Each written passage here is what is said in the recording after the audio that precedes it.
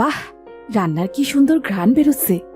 যাই, ছেলেটা সে কখন থেকে না খেয়ে বসে আছে, ছেলেটাকে একটু খাবার দিয়ে আসি গে।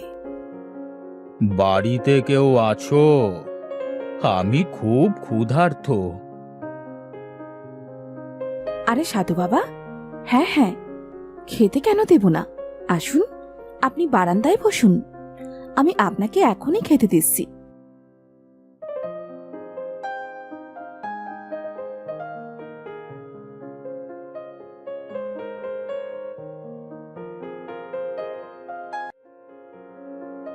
বাহ, তোর হাতের রান্না তো অসাধারণ। অনেক দিন বাদে এমন রান্না খেলাম।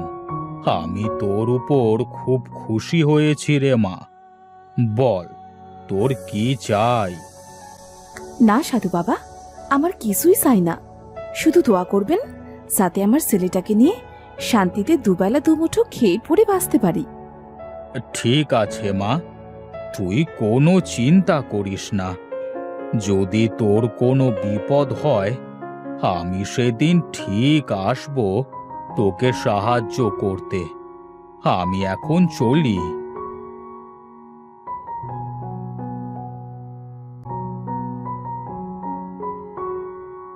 বাহ, কি সুন্দর ঘ্রাণ। খাদিজা যে কি করে এত সুন্দর রান্না করে কে জানে। আমি যদি এত সুন্দর রান্না করতে পারতাম তবে সে কি ভালো হতো। আমিও তো চেষ্টা করার পরেও তো কিছুতেই রান্না ভালো করতে পারি না। মা, ও মা, দেখো, আমি কত বড় মাছ ধরে এনেছি। এই মাছটা সুন্দর করে রান্না করো দেখি, অনেক ক্ষুধা পেয়েছে। তুই এত বড় মাছ কোথা থেকে পেলি রে বাবা? নদী থেকে ধরেছি মা। ঠিক আছে বাবা, তুই বস, আমি চট করে মাছ রান্না করে নিয়ে আসি।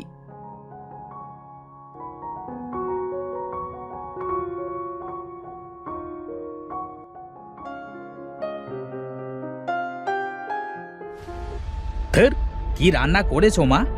এত কষ্ট করে নদী থেকে মাছ ধরে আনলাম, আর তুমি যেভাবে রান্না করেছো এতে তো মুখে তোলা যাচ্ছে না। ড্যাডি, আমার খিদেই মারা গেল।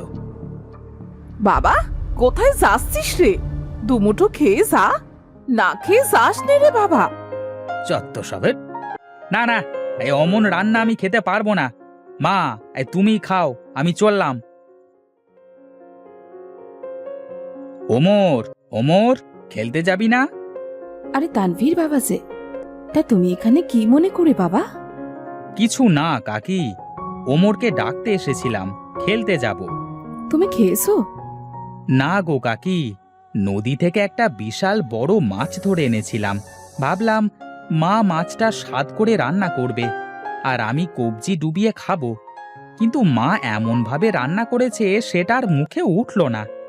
সে কি বাবা, অনেক বেলা হয়েছে তো, এখনো খাওনি? সারাদিন না খেয়ে তুমি থাকবে কি করে? তুমি বরং ওমরের সাথে দুমুঠো খেয়ে নাও, তারপর না হয় খেলতে যাবে। হ্যাঁ তানভীর, খাবি আয়। বাহ কাকি, তোমার হাতের রান্না তো অনেক সুন্দর। হ্যাঁ হয়েছে বাবা, এখন খেয়ে নেই তো দেখি।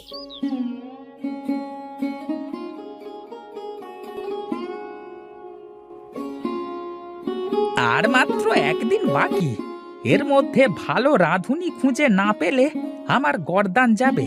সারা গ্রাম খুঁজলাম, কিন্তু মনের মতো রাঁধুনি পেলাম না। কি যে করি! আহা হা হা, কি সুন্দর ঘ্রাণ! এত সুন্দর ঘ্রাণ কোথা থেকে আসছে? দেখতে হচ্ছে তো ব্যাপারটা। বাড়ি থেকে আছেন? একটু বেরিয়ে আসেন। কি আপনি? কি চাই? আমি হলাম এই মোড়ল মশাইয়ের নায়েব। আমি অনেক বিপদে পড়ে তোমার কাছে এসেছি। আমার মনে হয় তুমি আমাকে এই বিপদ থেকে রক্ষা করতে পারবে। কি বিপদ? আমাকে বলুন, দেখি আপনাকে কোনো সাহায্য করতে পারি কিনা।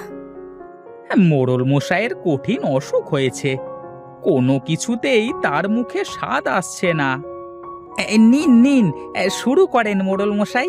খেয়ে বলুন তো, নতুন রাঁধুনির রান্নার স্বাদ কেমন? ছি ছি ছি ছি ছি, উয়াক, থু! এমন জঘন্য রান্না আমি আমার বাবার জন্মে কোনোদিন খাইনি।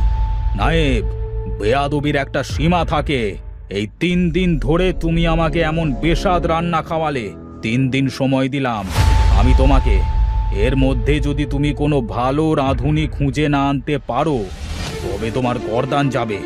দাও, এখন দূর হও আমার চোখের সামনে থেকে। আমি তোমার রান্নার ঘ্রাণ পেয়ে তোমার বাড়িতে এসেছি।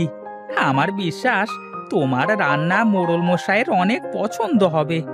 এখন তুমি পারো আমাকে বাঁচাতে। খাদিজা বুবু বলছে কি, তুমি তো মোড়ল মশাই বাড়িতে যাবে রান্না করতে, আমাকে সাথে নিয়ে চলো না। আমি তোমার কাছ থেকে রান্নাটাও শিখে নেব, আর সেই ফাঁকে তোমাকে রান্নার কাজে সাহায্যও করতে পারবো। আচ্ছা ঠিক আছে, তাহলে কাল তোমরা দুজনে মিলে জমিদার বাড়িতে আসো, কেমন? আমি এখন চলি। মনে রেখো, আমার প্রাণ কিন্তু তোমাদের হাতে।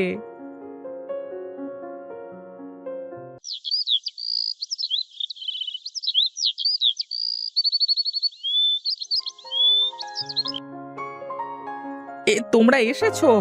এসো এসো, আমি তোমাদের রান্নাঘরে নিয়ে যাই।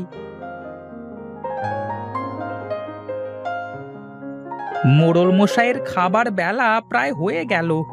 দ্রুত হাত চালিয়ে রান্না করো। ঠিক আছে নায়েব মশাই।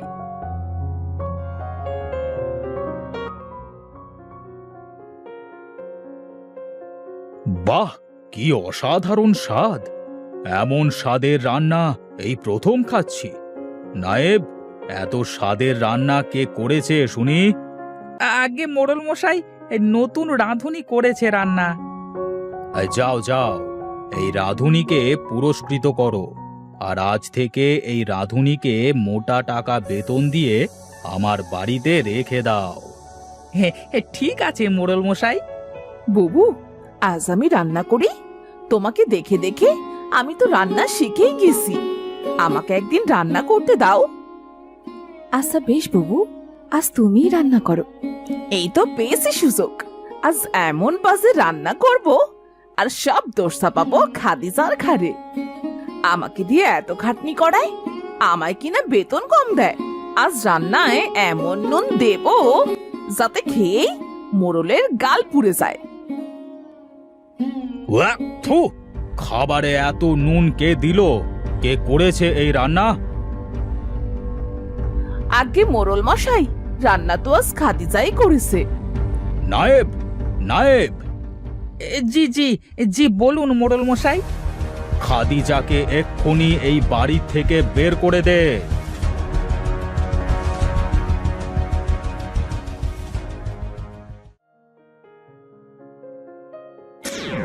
কি রে মা, তুই এখানে বসে এভাবে কাঁদছিস কেন?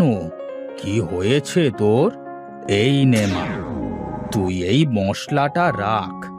তোর রান্না করা হয়ে গেলে রান্নায় মশলাটা 1 চামচ করে ব্যবহার করবি। দেখবি তোর রান্না কখনোই খারাপ হবে না। আপনাকে অনেক অনেক ধন্যবাদ সাধু বাবা।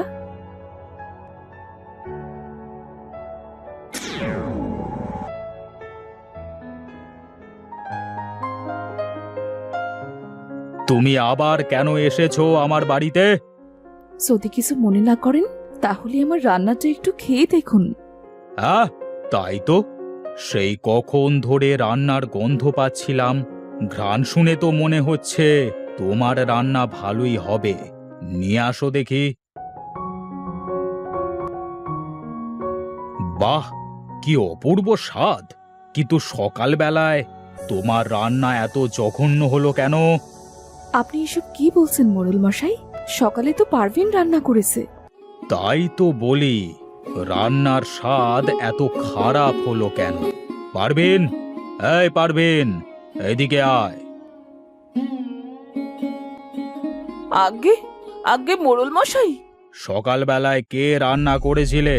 কি হলো, চুপ করে আছিস কেন? বল, কে রান্না করেছিল?